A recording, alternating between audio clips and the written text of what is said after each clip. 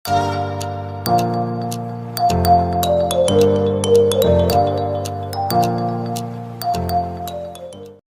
teman-teman, berjumpa lagi dengan Brother Phil. Kali ini kita akan membahas atau menanggapi video dari saudara Goldian yang dalam videonya dia menggugat LAI karena tidak beres menerjemahkan Alkitab. Mari kita dengarkan pernyataan saudara Goldian. Nah, mungkin saya akan kasih penghantar dulu ya di Perjanjian Baru ya, kita bongkar-bongkar. Nah, di mana di Perjanjian Baru ini unik ya. Kalau kita cek di dalam LAI, Lembaga Alkitab Indonesia, kata Tuhan itu diterjemahkan dari kata kurios. Itu bisa kita jumpai. Ini saya akan share data sebagai pertanggungjawaban akademis kami semua ketika kami melakukan sesuatu dialog yang dialogis dan akademis. Nah, ini kalau kita cek, misal saya pakai Bible Hub ya, biar teman-teman juga tahu, ini juga ada interlinearnya. Kata kurios di sini diterjemahkan Lord atau Tuhan ya kalau dalam bahasa Inggris. Tetapi ironisnya di dalam LAI yang sedang kita bahas sekarang, kata kurios ini menjadi Tuhan. Yang dimana Tuhan kalau kita merujuk kepada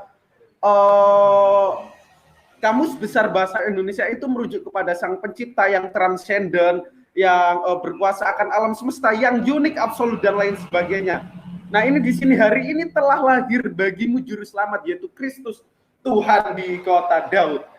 Nah, ini kalau pendeta lagi khotbah di gereja, lalu mengabarkan ini kepada jemaatnya, jemaat pasti termongo dan terpaku. Loh, yang disampaikan Pak Pendeta, oh Tuhan. Tuhan dalam kepala para jemaat sekolah minggu. Dalam artian itu adalah Tuhan, ya Tuhan yang transenden, yang berbeda dengan makhluknya, yang absolut unik. Pendeta mencoba membodohi jemaatnya. Mereka tidak mengatakan kata Tuhan ini adalah kata kurios atau padanannya adalah Lord. Ya, di sini kurios the Lord.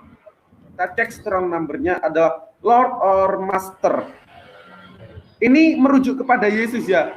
Kalau kurios itu berdampingan dengan kata Yesus akan menjadi Tuhan. Nah, sekarang kita cek di dalam Matius 6 ayat 24. Di sini juga ada kurios ya, yang berarti master. Harusnya kalau Lembaga Alkitab Indonesia ini mau jujur, kata kurios ini ya kalau indikatornya sama bahwa kurios adalah Tuhan dipukul rata, berarti di terjemahan LAI-nya adalah Tuhan. Kita cek Matius 6 ayat 24 di dalam LAI.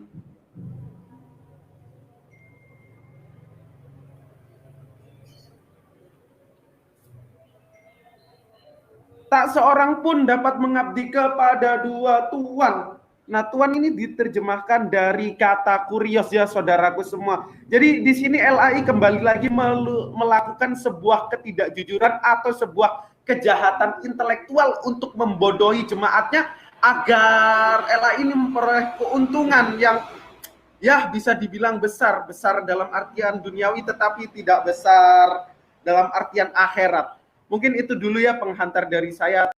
Oke teman-teman, kita sudah dengarkan bagaimana pernyataan dari saudara Goldian tentang penggunaan kata kurios yang kadang diterjemahkan sebagai Tuhan dan kadang diterjemahkan sebagai Tuan. Mungkin teman-teman yang mengikuti channel ini sudah mengetahui penggunaan kata kurios adalah tergantung pada konteksnya. Ketika berbicara tentang Yesus, tentunya kata kurios itu diartikan dengan Tuhan. Dan jika itu kepada raja, jadi tuan atau kepada majikan. Jadi, jika saudara Goldian ini konsisten dengan pernyataannya bahwa LAI tidak menerjemahkan Alkitab dengan benar, saya pikir tuntutan yang sama juga harus diajukan kepada Al-Quran atau penterjemah Al-Quran. Karena Al-Quran juga menerjemahkan dengan cara yang sama tergantung pada konteksnya. Mari kita lihat pada penjelasan berikut ini. Oke teman-teman, mari kita buka Al-Quran, surah Al-Baqarah ayat 112. Di sana menggunakan kata His Lord. yang berbunyi demikian. ربه ربه Oke, mari kita lihat terjemahannya. Robihi, terjemahannya adalah ini. Dear Lord. Oke. Dr. Mustafa. Terjemahan Dr. Mustafa. Di dalam terjemahan Fadel Soliman dikatakan His Lord. Their Lord, His Lord. Oke. Di dalam terjemahan Ma'arif Ul-Quran dikatakan His Lord. Oke. Dalam terjemahan Muhammad Taqiyuddin Al-Hilali and Muhammad Muhsin Khan, di sana dikatakan His Lord dalam kurung Allah. Oke, teman-teman lihat. Dalam terjemahan Mufti Taqi Usmani, His Lord. Oke. Di atas tadi kita lihat Their Lord ya. Sekarang kita lihat dalam terjemahan Dr. Gali, His Lord. His Lord juga ya. Dalam terjemahan Abdul Halim, Their Lord. Wow, His Lord, Their Lord. Oke. Mari kita lihat dalam terjemahan Piktal, His Lord. Oke, His Lord, Their Lord. His Lord, Their Lord. Oke. Kita lanjutkan. Terjemahan Yusuf Ali. His Lord. Merujuk kepada Allah ya. His Lord juga. Ruwat Center. Oke. Dalam terjemahan Muhammad Hijab. His Lord. Lanjut. Oh, terjemahan bahasa Indonesia sekarang. King Fahad Quran Kompleks. Tuhannya. Oke, ini merujuk kepada Allah. Di dalam Indonesian Islamic Affairs Ministry atau Departemen Agama Indonesia juga mengatakan His Lord, ya, merujuk kepada Allah. Dalam terjemahan Sahih Internasional juga dikatakan His Lord. Oke. Oke, ini terjemahan juga terakhir. Tafhim Ul-Quran, His Lord. Oke. Jadi teman-teman lihat bahwa kata ini, ربه Robihi ini merujuk kepada Allah yang diterjemahkan sebagai kadang His Lord, kadang Their Lord. Apakah saudara-saudara Muslim juga harus menggugat terjemahan-terjemahan ini? Oke, Robihi. ربه Yang pasti ini merujuk kepada Allah. Mari kita bandingkan dengan ayat lain di dalam Al-Quran ya. Surat Yusuf. Mari kita bandingkan dengan surat Yusuf ayat 42. Di sana menggunakan kata Robihi juga. ربه Oke, seperti yang teman-teman dengar. ربه Mari kita lihat terjemahannya. Dr. Mustafa menerjemahkan Robihi yang tadi kita lihat di Al-Baqarah sebagai Tuhan. Di sini dikatakan His Master. Oke, tadi dikatakan Tuhan, His Lord. Sekarang His Master. Oke, kata yang sama. Kita lihat Fadel Soliman. Kita lihat terjemahan Fadel Soliman dikatakan His Lord. Lord dengan huruf kecil ya. Ini bukan merujuk kepada Tuhan kalau huruf kecil. Oke, kita lihat Ma'arif Ul-Quran. His Master. Oke. Di sana dikatakan his master dengan huruf kecil. Lalu his Lord di dalam terjemahan Muhammad Taqiyuddin, his Lord-nya itu justru merujuk kepada Allah. Ini aneh ini.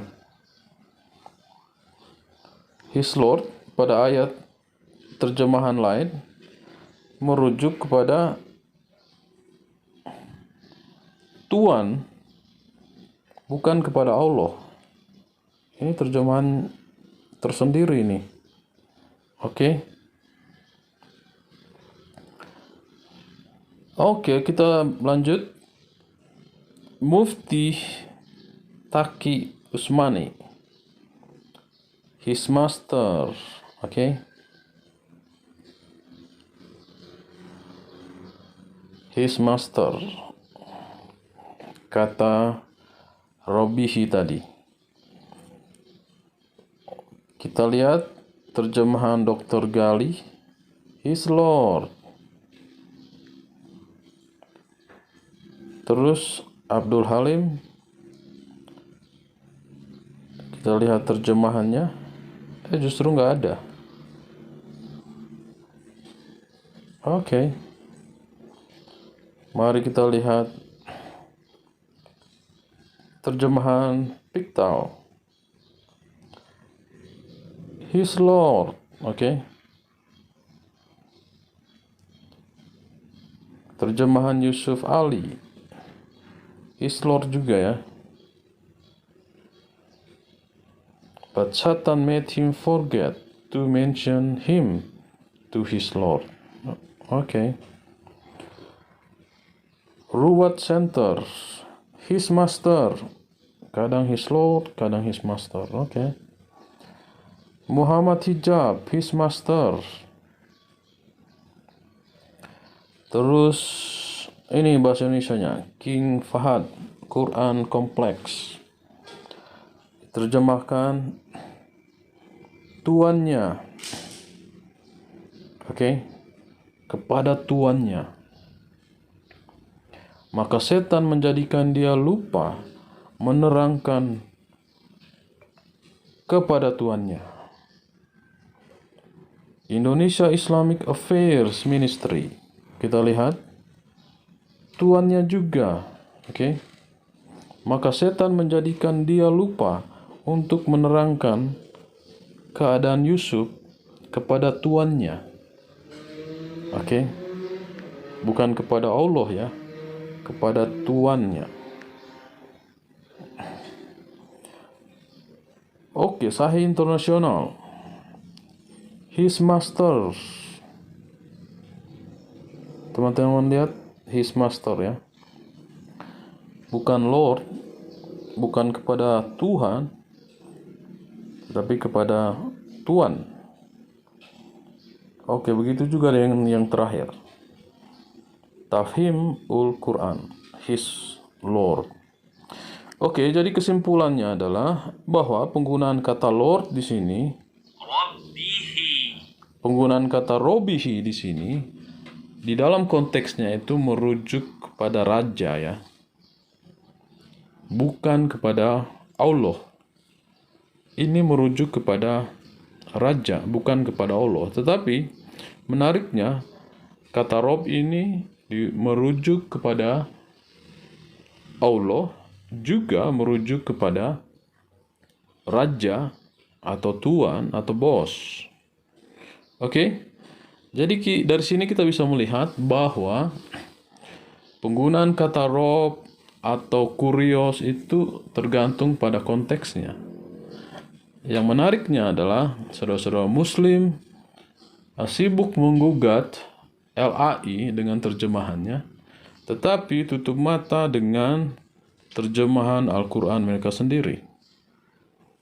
Oke teman-teman, kita sudah melihat bagaimana ternyata Al-Quran sendiri juga menggunakan terjemahan yang salah menurut standar dari apologet Muslim. Jika mereka menggugat LAI dengan terjemahan yang salah menurut mereka, Artinya, mereka juga jika konsisten harusnya menggugat terjemahan Departemen Agama atau terjemahan bahasa Inggris yang kita sudah lihat bersama tadi. Oke teman-teman, demikianlah tanggapan kita terhadap pernyataan dari saudara Goldian. Semoga video ini dapat memberi tambahan ilmu buat teman-teman. Dan jangan lupa kita tetap doakan saudara-saudara kita Muslim, karena Tuhan kita mengasihi mereka sama seperti mengasihi kita. Tuhan Yesus memberkati.